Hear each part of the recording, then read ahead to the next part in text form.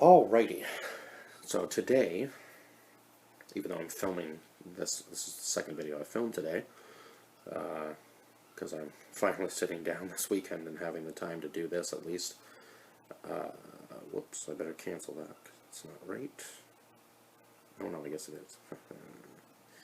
Okay, today we are going to talk about the Wheel of Time.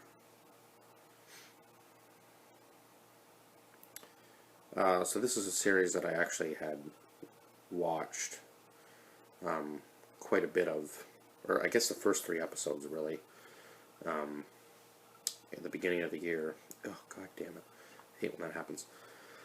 And then I don't know, what else was I watching? I guess I just kind of did the same thing I do with most shows, where I just kind of watch part of it and then I go, I'm not really interested in it at this moment. And then I just stop watching it, and then I just never go back to it for some reason. But I really wanted to just watch it now and finish it this time around, because I know the second season is coming out this year, I do believe. So yeah, I'm really interested to see where they're going to. Yeah, it is coming out this year. Okay, I'm really just interested to see where they're going to take this series. So this is kind of like I guess kind of medieval in a sense, but also obviously fantasy and magic. Now I know it's based on a book series, so I can't tell you everything that is obviously happening in the movie, or in the show, and I don't know what exactly the Wheel of Time is. I'm sure they probably explain that better in the books, or maybe they're going to explain it in the show a bit more as we go along. I just know that this wheel kind of controls a lot of what goes on in the world, from how I understand it anyway. And obviously they're trying to figure out who this Dragon Reborn is, and then this army of, I wish I could remember the name of the,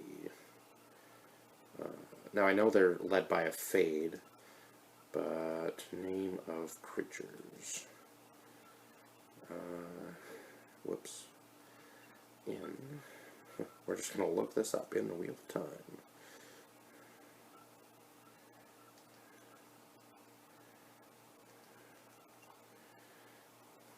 We'll know it as soon as we see. Trollocs, that was it. The Trollocs, right. Okay. So, they're trying to... Yeah, so the army of Trollocs ends up breaking into this, or I guess coming after this group of people. And Rosamund Pike plays Moraine, and oh my god, she does a fantastic job, as she does with most of her characters. She just seems to kind of fit into whatever role she needs to play, and just does a beautiful job of acting them out, regardless of what it is. She just kind of, I guess, is that type of actor that can jump from role to role and just plays it well. We don't really know much about her in the very beginning, other than obviously she has an immense amount of power, as we see at the end of the first episode, in which, by the way, like, half the cast is just, boom, gone, dead. And then we're left with basically the 5 people that could be the Dragon Reborn, and Moraine, and her, I can't remember what they call it, like a, anyway, the person that I guess is supposed to be like her protector, and they obviously have like a bond together, and whatever pain one of them feels, the other one feels it too. Maybe not quite as great, but I believe that kind of like is supposed to be, they kind of share the burden of whatever happens to them. Maybe to kind of relieve the other one of some of it, I suppose, could be a sense, that kind of connection maybe.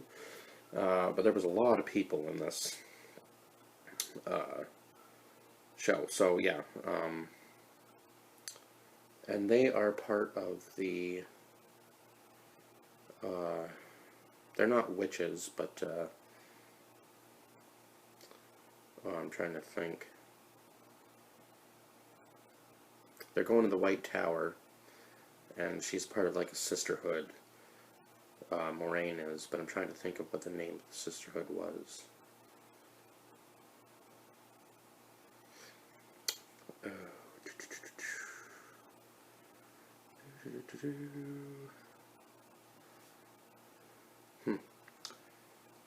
Yeah, I wish it gave more of a description, because it's so hard to remember the names of things when you're only... Oh, the Aes Sedai, that was it. She's an Aes Sedai. And then we have the White Cloaks, who are just absolutely evil people, and are, I guess, trying to kill the Aes Sedai, or wipe the Aes Sedai off the face of the earth, because they believe in this thing called the Light.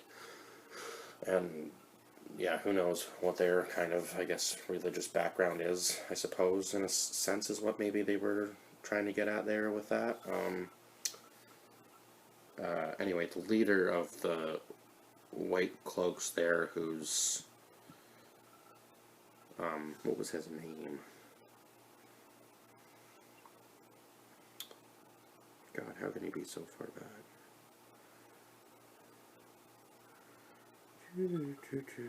Where is he? I can't find him.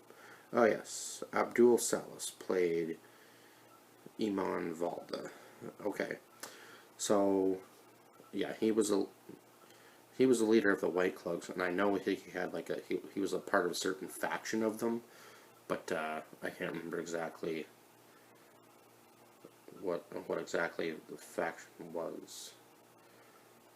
But anyway, they end up meeting him on the road at one point. All 6 of them, I guess, because or all 5 of them really, I guess, until Naive ends up meeting up with them when they finally do make it to the White Tower, and obviously they're running from the Trollocs for most of the first few episodes, and then it just becomes about Moraine training them, obviously, to fight the Dark One, and it ends up being Rand, who is the Dragon Reborn, as he finds out when they go through this portal thing. This portal, now I can't remember what the portal was called, but it ends up taking them to the Dark One's, like, kind of like cavern system, I guess. And then there's these voices in there that are kind of mess with their minds or whatever to tell them different things, so that they'll kind of turn on one another, I suppose. The wind tries to tell them lies or whatever, and Moraine says don't listen to the wind as she reopens the door on the other side. And so her protector was played by Daniel Henney, and his name was Lon Mondragonron.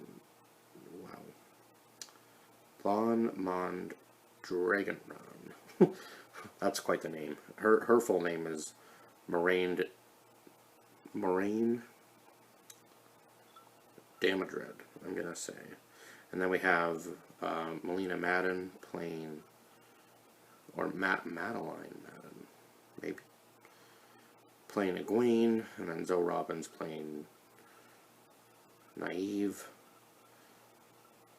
I believe that's how you pronounce her name. And then, yeah, Joshua Stradowski playing Rand. Marcus Rutherford, wow, that's the easiest name to pronounce on this entire list. Playing Perrin. Barney Harris playing Matt. Wow, they really didn't do much with his name, just Matt. Woo, look out. And then the rest of them were kind of just like secondary characters, along with like the rest of the Aes Sedai sort of thing.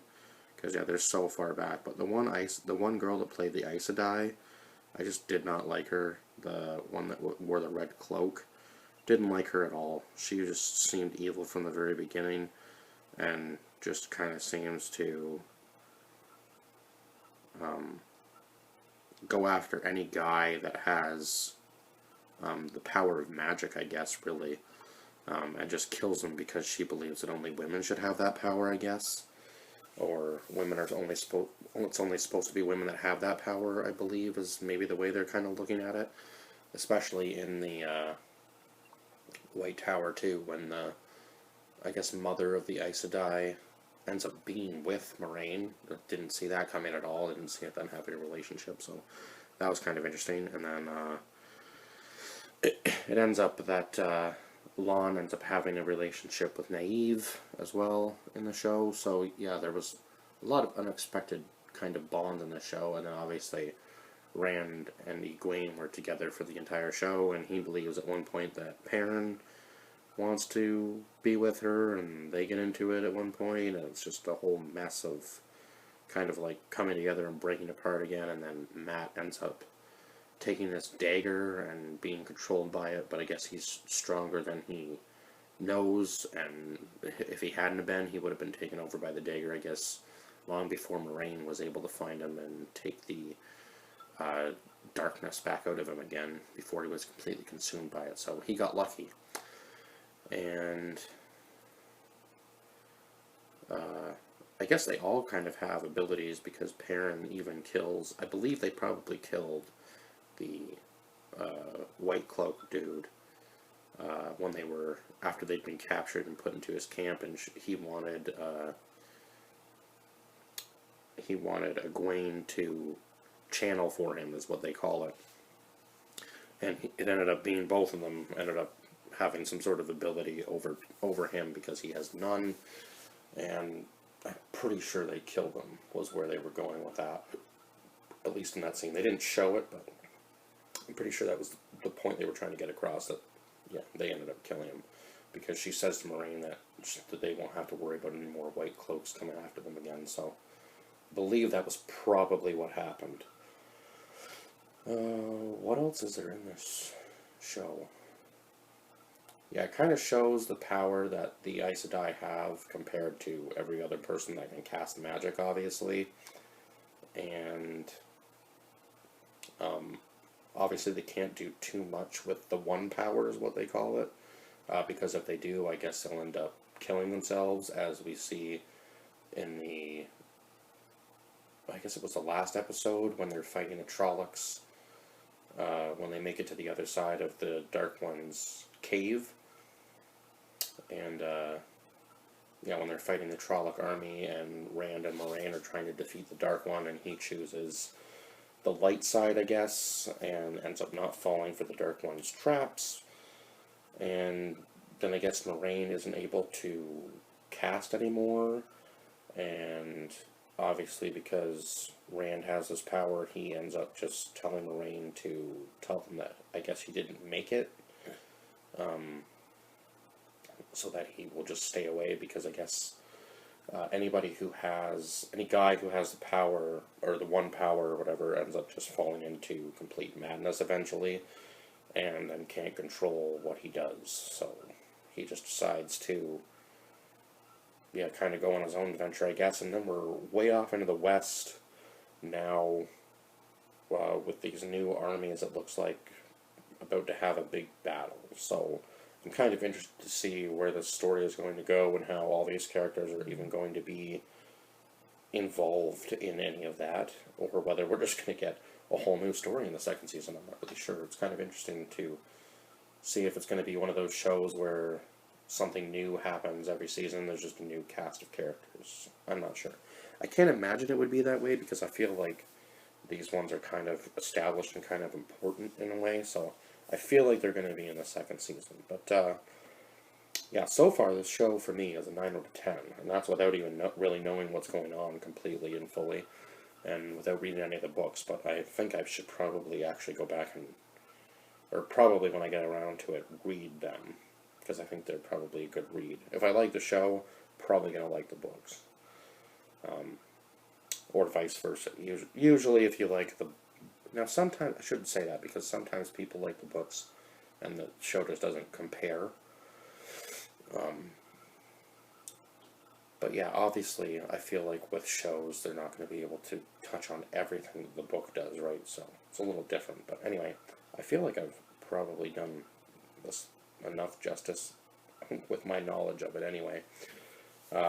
But yeah, it is definitely worth a watch. 9 out of 10 is what I'm giving it. The first season. This is only the first season. So I guess we'll kind of see. Yeah, I'm rating the first season 9 out of 10, because this isn't like a whole series. So yeah, I guess we'll see what I rate the second season. But the show as a whole right now, I'm rating it a 9 out of 10 for what we've gotten so far anyway. yeah, and I think that's it for this review, and I will see you guys in the next one. Bye bye for now.